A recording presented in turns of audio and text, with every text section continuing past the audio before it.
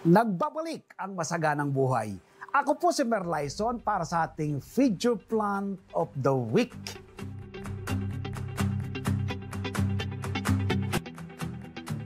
Ngayon po ay isi-share ko sa inyo ang simple at madaling pagtatanim ng talilong. Hali po kayo, samahan nyo ko. Magtatanim tayo ng talilong sa mga bote ng mineral water.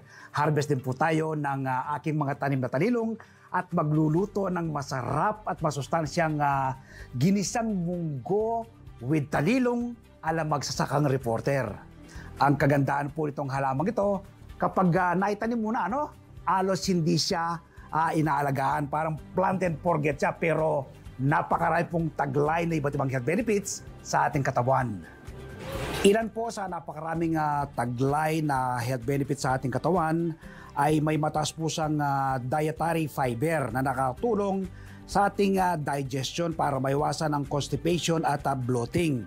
Low calories ang talilong, kaya maganda po din po siyang isama sa ating diet para mapabilis na mapababa ang ating timbang. Epektibo rin po ang talilong sa pagsusulong ng ating blood pressure, cardiovascular health, panlaban sa pamamaga sa loob ng ating katawan at pagpapahusay ng cholesterol level. Marami siyang taglay na essential minerals ang halamang ito. Kaya maganda po siya sa ating mga buto para maiwasan ang pagkakaroon ng osteoporosis. Nakakatulong upang mapanatiling malinaw ang ating mga mata. Itinuturing din ang talilong bilang powerful antioxidant na nagpoprotekta sa ating mga cells mula sa oxidative stress at panlaban sa sakit na kanser. Nakakatulong din ang talilong sa mga may diabetes o diabetes management at pagpapalakas ng ating immune system. Mayaman din ang talilong sa vitamin A, vitamin C at nagpapaganda ng ating balat. Nagpapataas ng produksyon ng collagen. So ilan lang po yan sa napakaraming taglay na health benefits sa ating katawan ng talilong. So ngayon ay magtatanim na tayo ng talilong. Ito po yung lupa nating gagamitin. Kung makikita po ninyo, buwagag na lupa. Pero yung lupa pong yan, pinaggamitan ko na po sa iba ko pong mga tanim na halaman. So dito po tayo magtatanim sa bote po ng mineral water. Inati ko lang po yan. Makikita po ninyo. At tapos meron pong butas dito sa magkabilang mga gilid. Tapos dyan, ang ibabahay ko sa inyo ay self-watering plant. Hindi po kailangan diligan ng diligan. Ngayon, i-condition po natin ang lupa nating gagamitin. Maglalagay po tayo ng vermicast. So itong vermicast na to ay paunang pataba. Dahil nagamit ko na sa iba kong mga halaman itong lupang ito, kaya kailangan maglagay tayo ng paunang pataba. Pagkatapos po ng vermicast, maglagay din tayo ng coco peat. Ang coco peat po ay mapapanatili pong buwagag ang lupa. Nang sa ganoon, malaya pong makagala yung mga ugat ng ating mga tanim na halaman, makakuha po ng nutrients ayon po sa kanilang pangangailangan. So pagka i-mix nyo pong mabuti yung lupa. Yan, i-mix natin mabuting ganito. So 60% po ito, buwagag na lupa. 20% ay vermicast at another 20% ay coco peat. Ngayon ay maglagay na tayo ng lupa dito sa ating mineral water. Lagyan natin ang lupa, ating mineral water. Huwag niyo pong pakapuno, hanggang leeg lang po. Ang talilong po ay dalawang uri po ng pamamaraan ng pagtatanim. Pwede niyo po siyang itanim through seeds, Nagkakaroon po kasi ng flower yan at nagkakaroon ng bunga, malilit ang bunga niya. At ang pinakamabilis pong propagation nito ay cuttings. So gamit po yung gunting, gugupit lang po tayo, dito po sa kanyang sanga, itong ating talilong. So ito po yung gunting, mapitin lang po natin ganyan. Ayan. Thank you po. Tapos, ano lang po to, tusok-tusok lang po yan, Tutusok nyo lang po ng ganyan. Yan. Lagay nyo lang po sa gitna. Tapos medyo isiksik ng konti yung lupa. Ayan. Ito pong pagtatanim na ito, ano to, para pong yung talbos ng kamote. No? Talbos ng kamote, kangkong. No? Ganon din po ang pagtatanim. So pagka tusok niyo po sa lupa, sa bote ng mirror water, didiligan lang po siya, no? Ito po, didila siya ng ganyan. Tapos, wag po munang papaarawin yan, ano? Lagay niyo po muna sa isang lilim na lugar hanggang 2 days, ano? After 2 days po na sa lilim na lugar, doon na po siya direktang paarawan. Gusto po ng talilong ay 6 to 8 hours a day ay naarawan siya. So, ganoon lang po kasimple at kadali ang pagtatanim ng talilong. Abang kinukuha na po siya, tinatalbusan, no? Lalo rin po siyang yumayabong. So ngayon po ay samahan niyo naman po akong humarbes ng aking mga tanim na talilong at tayo magluluto ng masarap at masustansyang ginisang munggo with talilong ala magsasakang reporter. Okay, sa pag-harvest naman po, gugupit-gupitin nyo lang po naman, ano? Yung pong kanyang sariwang dahon, kagaya po nito. Yan po ito. Yan. Po. Naman, nakatarbesin. Gupit-gupit nyo lang po siyang ganyan. Kunin nyo po yung pinaka-sariwa niyang mga daon. Yan. Iyon. Ayan. Sa ginisa po, napakasarap nito, no? Saugan nyo po ng sardinas. Ako, napakasarap po nito. Ayan. So marami na po itong ating nakuwang to. Ayan. Ito pong na-harvest ko pong ito ay enough na pangsahog sa ating lulutuing masarap at masustansyang ginisang munggo with talilong ala magsasakang reporter. Halip po kayo, samahan nyo akong magluto.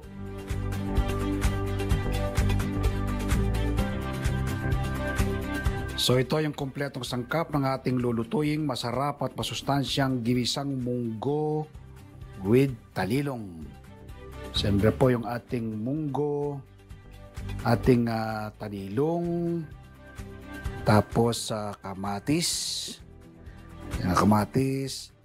tinapa, no? Para mas healthy po ang ating recipe ngayong araw na ito. Sibuyas, bawang at patis. So yun po ang kumpletong sangkap. So ngayon ay sisindan na natin ang ating kalang. Yan. At una nating lulutuin, palalambutin ang munggo. Yan po, dapat ay palambutin muna natin ang munggo. Yan. Okay, tatakpan natin. Ay tingnan natin kung malambot na to. Malalaman natin kung basag-basag na, no? Buksan natin.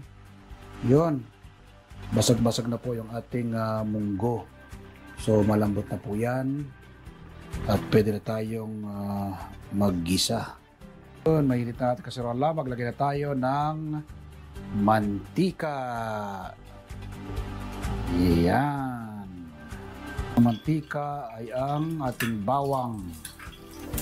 Yan. So yung bawang ay lulutuin natin, ano? Yung parang brown siya.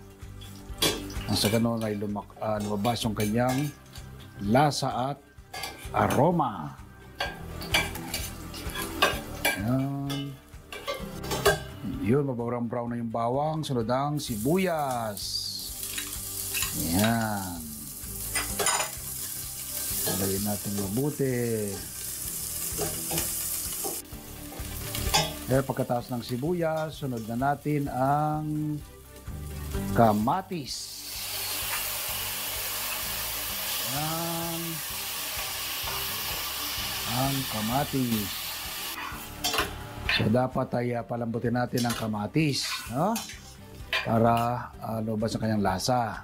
Sunod ay ang patis ayon sa inyong panlasa, no?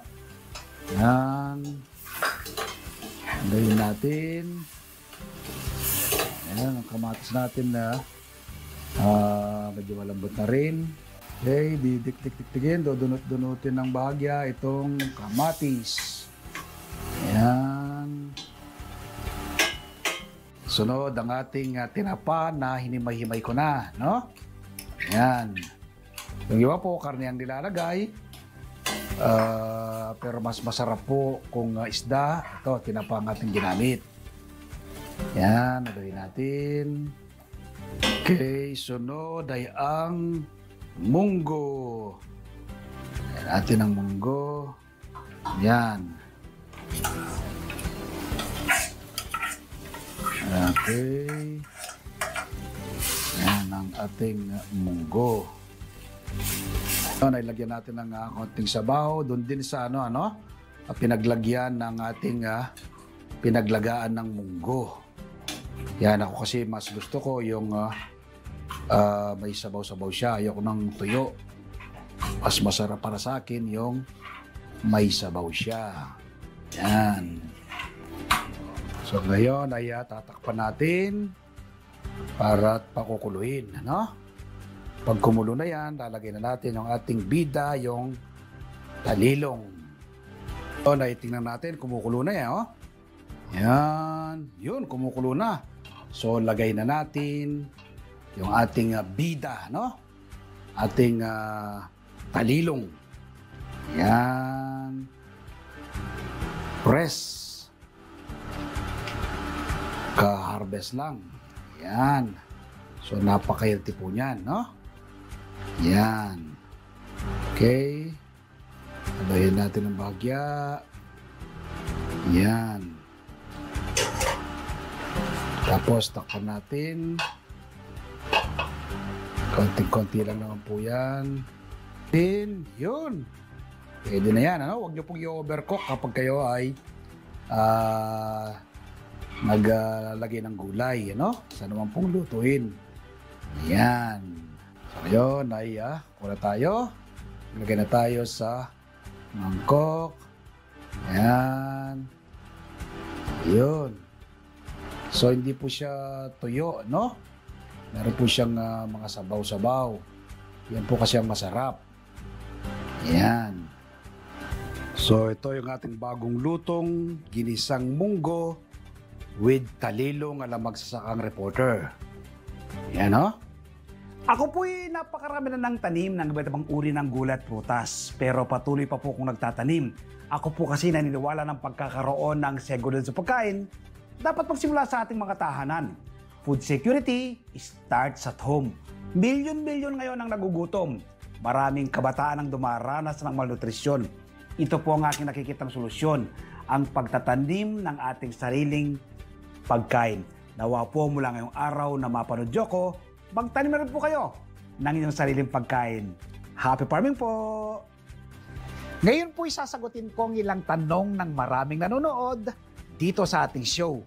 Ang unang tanong natin ay mula kay Randy Fall Torres.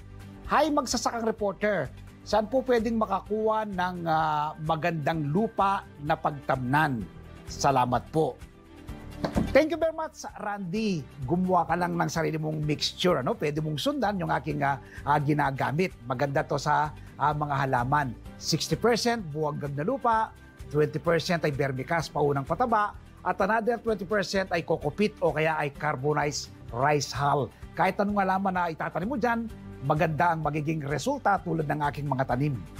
Tanong naman mula kay Kalen Garcia. Sir Mer, ano pong